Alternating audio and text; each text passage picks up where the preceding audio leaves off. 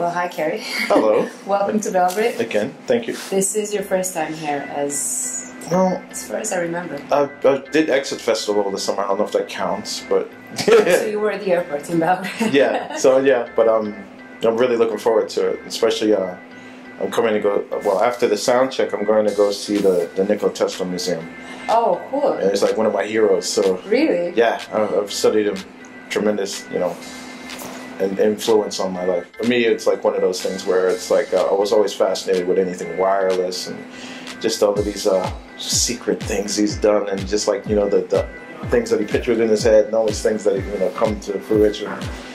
So what's your favorite Nikola Tesla story? My favorite Nikola Tesla story is when he vibrated the building with this little hammer action thing against the wall. He like put it into the building, and they were still like, I guess, working on it. The police had to come and make them stop. And this thing was about that big. It's like some kind of frequency earthquake machine thing, and it vibrates the same tone as the building. And I thought that was really cool. So just like resonant, everything has a resonant frequency. And well, I'm going to do that in sound check. You'll see today.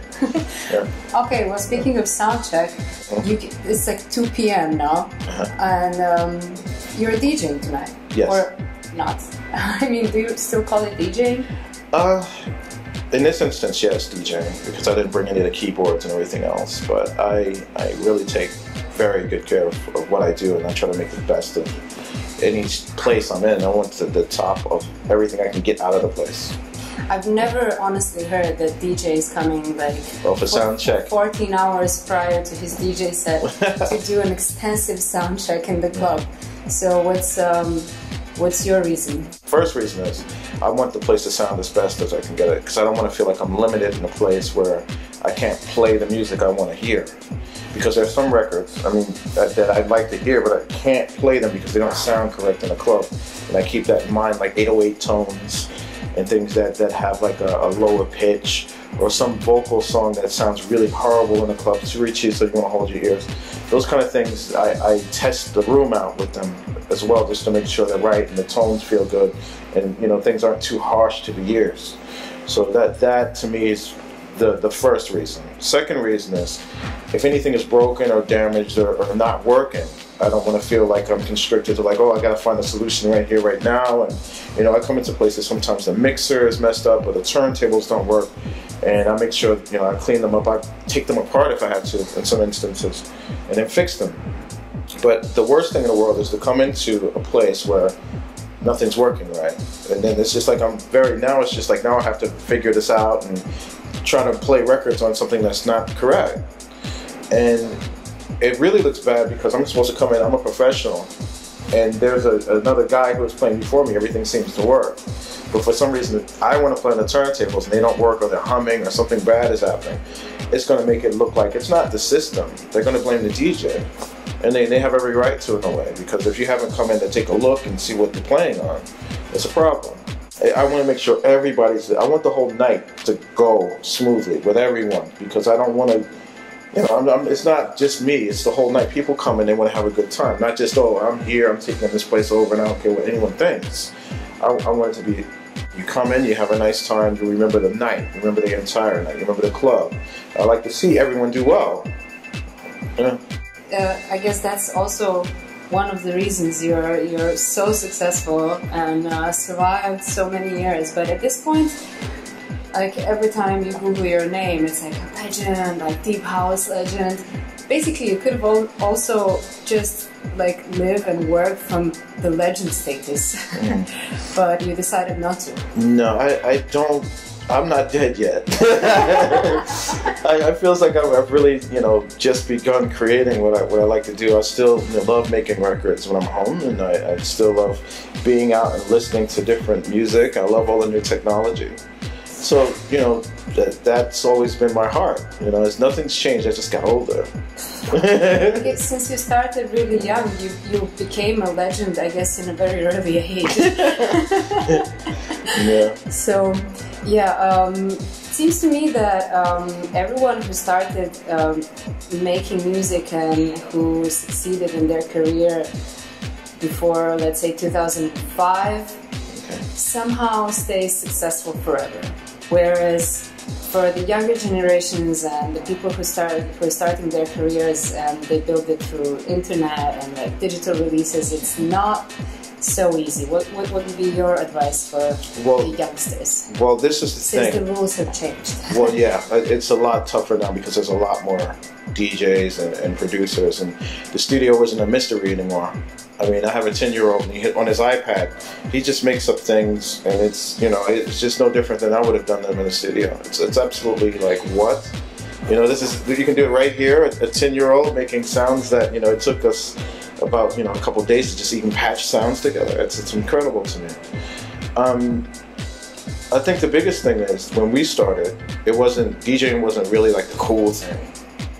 It was more like, we're going to go do this because we love playing this music and we just like, we like DJing. It was our feel. You got no, like, I can't say recognition out of it, but it wasn't like now.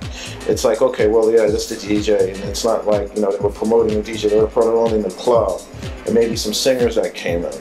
But for the majority of it, we were just trying to make a scene and have people come in and come to a place where they can, you know, really let loose and after work and do their thing, and, you know, just kind of, I remember, it's kind of like now, it's what I'm saying, I remember being a resident at this club in New York, and I never had a weekend off, but I loved doing it. I would always break even buying records.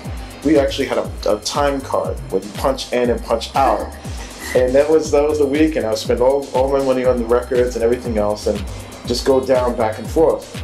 And I remember to myself, all my friends, every weekend, they could go anywhere they wanted. Anywhere. They could go to the movies, they could go on dates, they could do this, they could do that. And they were like, what are you doing this weekend? Well, same thing I've been doing for the last 2 years. I've got to go play the club. I've got to go do the residency. You're not coming out with us? I can't. I can't. They would fire me. Literally, they're like, well, we can find somebody to replace you. You know, it's one of those things. But when I started making records and really getting out there and stuff, I saw the difference. And then I actually saw it building and what would happen if I actually started traveling. And the first time I actually traveled, I think it was in 1989 or 1990, when I did Ministry of Sound for my first club. And I've never been on an airplane. I never did anything quite like that. So the night before, I wrote everyone a letter of what I thought, because I was like, things are going too well. Something bad is going to happen to me.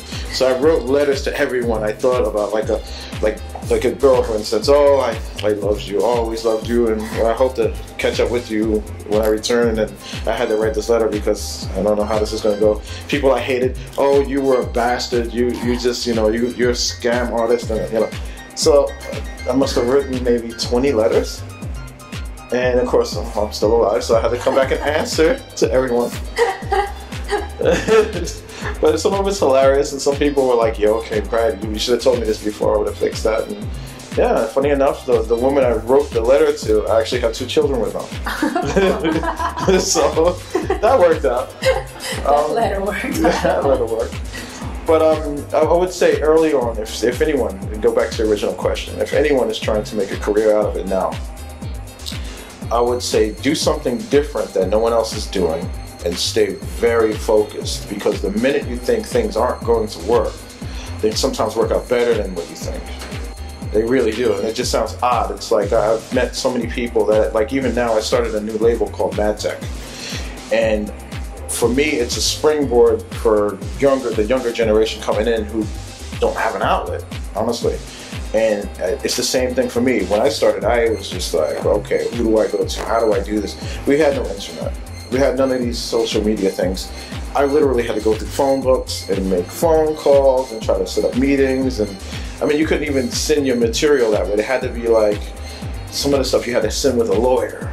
You know, it's like, it wasn't like you could just meet these people. You had to really have some kind of buzz going on. And everything was, it's nothing like now. Now you have social media and Facebook. You actually had to have, I don't know, William Morris agency and people, like, you had to hire promotion companies, and you had to have a major label behind you. I mean, but now it's, you know, it's really underground in a way. And a lot of people that are really great, they can get their music out and heard. The thing is now, trying to do music sales for any of these people It's almost like it's just a promotional tool at this point, because it's like there's nothing tangible anymore. What does it mean, promotional tool?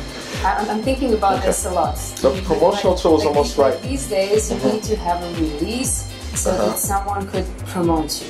Right. But if you're interesting as a DJ or as a person, or if you have like, there are all sorts of promotional tools. Why does it have to be a piece of music that doesn't even represent your DJing style? Well, here's the funny thing. A lot of people get curious about how they DJ before they hear the DJ style.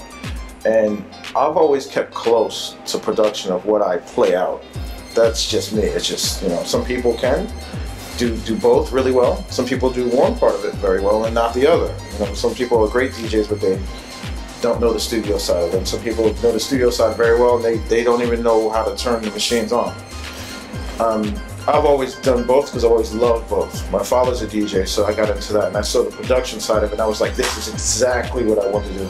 I want to start from beginning to end, like all the machines that make this stuff, the sounds, to the music that comes out of it, and to the machines that you play it on. I'm going back to the promotion thing again. I know I kind of get off and I get excited, but what happens is when I say promotional tool, before, these were the things that they build the hype. There was a big machine that can come into this, and of course, like Sony shot themselves in the foot, and they made CDs. Now other people can burn CDs. Then they used to give out CDs. Somewhere along the line, MTV and all these other places became a fashion show. They used to play music on there. Now I don't even know if they play videos anymore. It's weird, because I haven't seen anything, because I never get to watch TV or anything anymore. But what happens is all these other channels, like MySpace when that came out, and Facebook, and now Twitter, and all these things, you can see the people's personality. And a lot of these things now don't have shit to do with music. Nothing. And it's all a matter of popularity contests in a show. And clubs are looking at it. The more people that they can get to come into the club because of, I don't know, let's say for instance, I just saw something interesting. Before I left home was, I think it was, God, she's all over the place now too. She's DJing, and I heard she has an album coming out. God, what is her name? Hilton, Paris Hilton. Paris Hilton. Yeah, that's it. I don't know. I've seen it in Ibiza a few times and everything. Seems like an interesting girl, nice enough. But just because of her popularity, and I'm not sure about her DJing because I've never heard it and I can't judge it, I don't know. I'm not sure where her focus is on it. But literally, and I just read on the paper, she's one of the highest paid DJs right now. And this club, I can't remember, I think it was called it's in Harrison and Atlantic City, paid her for each night $100,000. And it's $1 million in 10 days. Pretty much, yeah. And I think she's got 4 or 5 dates or something like that. But I remember seeing after, you know, they hired her for that, you know, I think she's now, as she says this, I'm not really sure how it works, she's in the top 5 DJs paid in the world or something like that because of that. And as far as I remember, I think she started maybe 2 years ago. They're like Afrojack or something. Like a year ago or something, yeah. So it's just like, you know, this is what I mean by the machine, or the hype machine. And sometimes people don't need to actually hear the DJ, and they just want to be there because that presence is there. I mean, when you have DJs that are DJing and they, you know, they're just standing there and they don't DJ, or you have someone throwing a piece of cake at you, it's like, that's, wow, it's come to that, you know. I can't imagine, you know, that's their thing. I can imagine doing something like that. Like, you know, I'm really grateful that my audience is coming out to see me all the time, you know. I've heard this one instance, I'm not sure who's doing it, this guy literally, he took a cup of piss water and just threw it at his audience. Because he's a DJ, he can just stand there and just, I'm like, how's that, so what's that got to do with music? Yeah, it's really crazy. Yeah, really, it's really, absolutely, I mean, you know, it's like, I remember like early on, I mean, one of the cooler things was like, we had Grace Jones in the club. Same thing again, odd, cool ass disco superstar. I've done a few things with her anyway. Just, you know, coming, you know, playing at shows in New York. And she's a sweetheart. I love her. Just because of the person she is. Because she's just not having it, you know. And for that, I love her for that. But she used to, in the club, She, you know, I hate to say this, I'll probably get in trouble for saying it. She loves weed. She does. It's just that way. It's a Jamaican thing. That's what it is. So she passed it around. That I can get with. Or like Moody Man, he'll have like a bottle of Hennessy, and you know he give cups to everyone in the front row and pass it out. I can see that. It's kind of fun. But you're gonna take, you know, just piss on everything. Take that. You know, it's like some of these things that you get away with or people are excited about. It's just like, you're just happy about that. That has nothing to really do with music anymore. Yeah, so it's become, yeah. So that, if you're going to DJ, great. If you're going to get into music, even better. But if you're getting into it for the wrong reasons, this is the other thing I was saying from the earlier question, that you're not in the music business anymore. What would make you work for free? I've done that a million times and I get myself in trouble. Well, my biggest thing is because I wasn't supposed to play that party or something. Because well, okay, I'll give you an example. What is like the party you were supposed to play? Okay, I'll explain it. So it seems like I'll start a problem if I don't explain this. What would happen is I have a lot of friends everywhere who are DJs and they do like, you know, private parties and smaller parties and things. And what happens is, let's say I came in to like here, Serbia. They paid all this money for me to fly over, all this money for me to stay in the hotel, doing all these things and set up promotion and all this stuff and flyers and got people running on the streets and doing all these things. And then another friend of mine who just happens to be in town who has another little smaller club that says, oh, why don't you come over to the bar, we should all play together. And I'm like, yeah, that sounds like fun. I get to the bar, I'll start playing a couple things, a couple sticks. The next day I'll get a phone call from the guy who booked me from the club. Hey, I heard you were playing there, that's not cool. You know, why would you do that, you know? That's the trouble I'm talking about. I always joke about this, but I mean it. I play for free anyway. You pay me to fly and get away from like my family and stuff. That's the farther I have to fly, because I hate sales still to this day. I have reoccurring nightmares about flying on airplanes. And that's why. That's when I'm there, you got me there. I don't care if I'm doing the beginning to the end of the party. If I'm there, I'm here like right now. If they told me to start playing right now, I'd be like, fine, open the door, let's go. But it's like, you know, and it always makes me laugh about that too. It's like, I go to a place, it takes me hours to get there. Sometimes my sound checks are longer than me actually playing. You know, it's like I get there, like I play for an hour and a half. I'm like, why am I flying all the way over? You gave me all this money to do this thing. I'm hour and a half, 2 hours. I'm like, give me the whole goddamn night. You know, it's just weird to me. I don't understand that. You know? What's the worst part of your job? The worst part of my job? Living on airplanes, being at the airport as much as I am, and being harassed by the NSA and all these other. That's the hardest part. Going through my luggage, things not showing up like my record boxes in the airports, and that's the hardest part of it. No sleep. I mean, my day starts. Yesterday I had my first day off for like a week. And my day usually goes leaving from home anyway. Get packed. I don't know how many days I would leave. Maybe 5. So the average week is maybe 5 or 6 days, and I go home 2 or 3 days. So get on the plane, fly 8-9 hours maybe to where I'm going, land there, get to and this is the tricky part, and this is where it gets really odd to negotiate some things out. Some countries are better than others. I get in the morning. So when I get to the hotel, the first thing you want to do, because I don't sleep on planes, I can't. It's bouncing to have to wear it over. Not saying like I'm complaining about it, because I'm really grateful that people are bringing me over to do what I do. But when I get I'm no sleep, none. Go to the hotel, get to the hotel. They're like, oh, you can't check in till, my favorite one was, you can't check in till about 2 o'clock. I'm like, oh my God, I've been flying the whole time. There's nothing. I'll even upgrade the room myself. What do I have to do? No, there's nothing. And none of our guests are checked out. But if they do, you know, can you sit there on the couch for a while, have some breakfast? One girl told me, oh, you wanted to take a walk around town. I'm like, I haven't had any sleep for like 14 hours. You know, and I'm going to take a walk around town. So after all of this, maybe I'll have breakfast, finally get the room, go to sleep. About 2 or 3 o'clock. There's, funny enough, interview maybe. And then I get to go to sound check. When I get to sound check, I don't know what the room is going to be like. Sometimes I actually hire in more gear, depending on where the place is. If I know people in the place, I'm like, this is wrong, that's wrong, this is bad. And I get there early because things closed later. That's usually I like doing it this time. So I get there, do all this stuff. Today is great for me because I get to go finally see the Nikola Tesla Museum. This is one of the earliest times I've ever had, time to do it. So after that, I do that, and maybe go back, get change, get some dinner with everyone, come back and play. Today is a very quiet, simple day. Normally what it is run, DJ, next thing, sometimes there's 2 in a day, do the same thing over and over again. So do you have the moments when you're like really tired, you feel like giving up? Oh yeah, like last week. Like stop doing your job, but then you have to say to yourself, let's do it. When I'm there, you never know.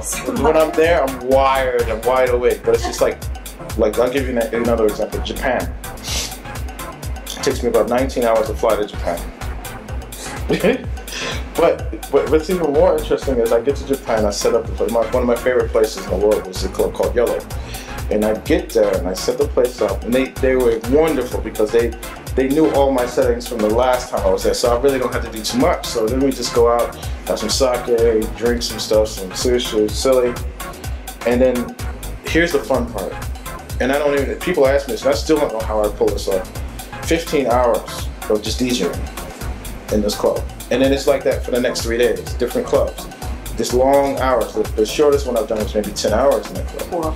But it's just like, I don't even go to the bathroom. I'm just like, it's like my whole demeanor changes and I'm like, just there. And I keep laughing, I'm like, as long as they can keep dancing, I'm gonna fucking keep playing. But at the end of a set like that, when you stop and my whole adrenaline drops and it's gone, I'm like, everything hurts. And then the guy's laughing and looking at you. He's like, we have to catch the train to go to the next place. Are you ready? And I'm like, no, not really, but let me get in the shower, let me get cleaned up. I've got like 2 or 3 hours and then on to the next thing. So who is your favorite DJ? Oh, that's way too many. I've got to say one of my favorites is probably Francois Kevorkian. Because it's just like I learned a lot from him early on. And he's one of my biggest influences because he's done a lot of the records early on that I loved as much as I do, and I didn't realize he did this Martin Circus where he did a lot of stuff in the Prelude stuff, all this disco stuff. And he just kind of told me how he did them. And I was just like, wow, just learning from someone like him, it was just, he's the only other person I know who goes in and does sound checks like I do. He's very adamant about it. Him, there's I'm from a very old school frame of mind in New York. That's what we do. You have to make the sound right because I guess maybe we're spoiled by sound, or the records that we listen to or we make, and it's a different culture. It's not like and I call it now. It's really sad because it's like I don't know how to even do it in stores. It's like I call it the iPod generation because no one knows what music is supposed to actually sound like. Everything is always in the red. Everything is an MP3. It just even when you go to the stores to go buy speakers and sound gear, unless you're going into a place that actually has real hi-fi gear. They'll sell you a little speaker and tell you it's a Bose and it's like 400 or 500 euro. Here you go. This is the best sound you can have. It's like you turn that thing on. It's like, what is that? This isn't what this thing is. That's not what music sounds like. It's fooling you. It's giving you some kind of bizarre oral. I've seen the wave guides and things and how it's supposed to work. It's some odd harmonic in this box that fools you into believing that the sound is around you. And then it creates standing waves and corners and stuff. And it's just bizarre. And it's just like, this is not sound. People don't have the separation in channels anymore and all these other ambient things that you never hear. That bothers me. Okay, so, but who's the last DJ from the younger generation or someone really fresh that impressed you? Oh wow, there's lots. One of my favorite people on the planet to watch DJs, Tijana T. Him, Cassie, I love Cassie. Cassie's one of my favorites. Heidi's another one of my favorites. She's a nut. She's one of the funniest people I've ever met in my life. I just played a party with her last week. It was called Bugged Out Festival. And we were just, I mean, she does this thing called Jackathon. It's one of the coolest parties that I've been to. And she also has a yeah, and then did radio shows and everything else. And but last week, I mean, we were just joking around, just in the back area, just having a couple of drinks and me. So, and she put this sign together, and I was like, you know what, you are too fucking funny. This is perfect. She wrote this big sign. It says, "Phones down, asses up." And she's walking around with the sign like this, like when all of us are DJing, she's just like this, And her thought was just, please put down the phone, stop recording, and throwing it to YouTube, and just, get your ass on the floor. So to me, it's like I love seeing things like that, and she plays some amazing shit. Yeah, that's it. Well, thank you very much. Thank you.